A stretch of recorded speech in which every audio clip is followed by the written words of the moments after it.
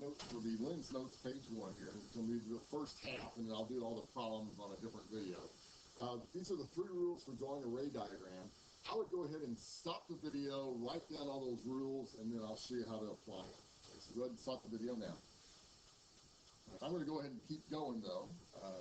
So let's look at ray number 1. It says ray number 1 is drawn parallel to the axis. Well, the first thing I have to have is some sort of object that I'm going to actually be looking at. So I'm going to draw an arrow here. In class, we'll probably use candles or light bulbs or something like that. But here's an arrow. And on a lens, you're going to have like a center of curvature. You're also going to have a focal point. So I'm just going to say that my focal point is, let's say, right about there. Okay, so I can call that my focal point. There'll also be one over here. Focal point on both sides of the lens here. And the first ray is going to be drawn parallel to the axis. So parallel would be straight across. And then as soon as it gets to the lens, it passes through the focal point on the other side. So I'm just going to draw it straight down like this. Okay? So that's ray number 1. Ray number 2 is drawn through the focal point and then passes parallel to the axis. Let me do this one in red. I'm going to go straight to the focal point like this. Okay?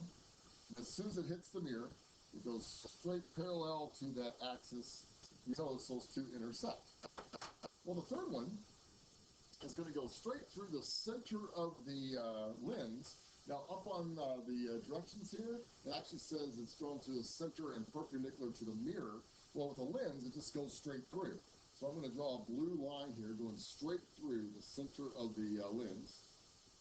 And instead of reflecting back on itself, it's just going to keep going, keep going, keep going, keep going, keep going. And if you notice, they all intersect at this one point.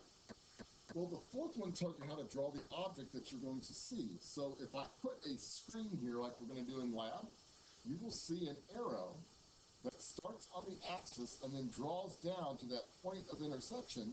And if you notice, the arrow will be upside down.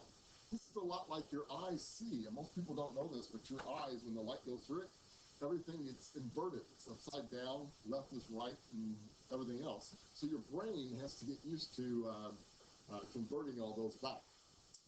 Now we're going to do some harder lenses. That's what we call a diverging lens. So we go to here. I'll get my smartboard to go down. So a diverging lens sort of looks like an hourglass. And once again, we're going to put our focal points on here. So the focal point on here on this side, and there's also a focal point on this side. But even that's a little bit deceiving because diverging lens will tend to spread out rays of light instead of focusing them. So your brain's going to have to sort of interpret light a little bit differently. Let me show you what I mean by that. I'm going to put an arrow on this side, just like we did before. And we're going to do the same thing we did before. We're going to go straight parallel to the axis. And then as soon as it hits the lens, on a diverging lens, it spreads out the rays. So instead of going through the focal point, it's going to come off like this and get diverged or spread out. If you notice, though, if you have an eyeball that's over here, so here's your eyelashes, and here's your eyeball coming down like that, and with a pupil, and we'll have you some nice blue eyes here, some beautiful blue eyes, okay? And you're looking at this light ray. Your brain is going to follow that light ray back into the lens so it goes through the focal point like this, a little dotted line. And so your brain is interpreting that light ray to go in a straight line just like that. Okay, so it's not real straight, but you got the general gist. Ray number 2 goes straight through the center of the lens. So let's see here. I'm going to draw the ray number 3 first because it's just better for me. Ray number 3 goes through the focal point and then goes parallel to the axis. And so we're going to start over here, and I'm going to go through the focal point. The issue is I'm going to go through the focal point that's on the other side of the lens because that's where it'd be focusing. And you can go through either one, but if you go through the one on the left-hand side here, it'll never intersect with anything. So I'm going to pretend like this ray is going straight through that focal point on the right-hand side of that lens, if I can draw it straight enough. Okay? And I'm not drawing it very straight at all. And then your eye is going to follow it back perpendicular to the lens like this. Now, if you notice, those 2 things just intersected there. And finally, you have one that just simply goes straight through the center of the lens. And so, let's see, we drew that one in blue last time. So we're going to go straight through the center of the lens. So it comes, oh, that's not blue, that's green. Try this again. Go straight through the center of the lens, and bam, keeps going. Okay.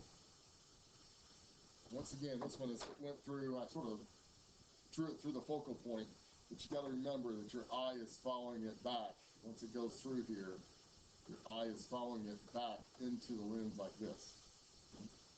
If you notice, all of those intersect, but they intersect on the back side of the lens over here. So you're going to end up having a little teeny arrow that is upright, real small, upright, right there where all those intersect. Now, on your formulas coming up, if the image distance is positive, that means that the image is real. It can be projected up on a screen. It's also going to be on the far side of the lens, which means over here where your eyeball is.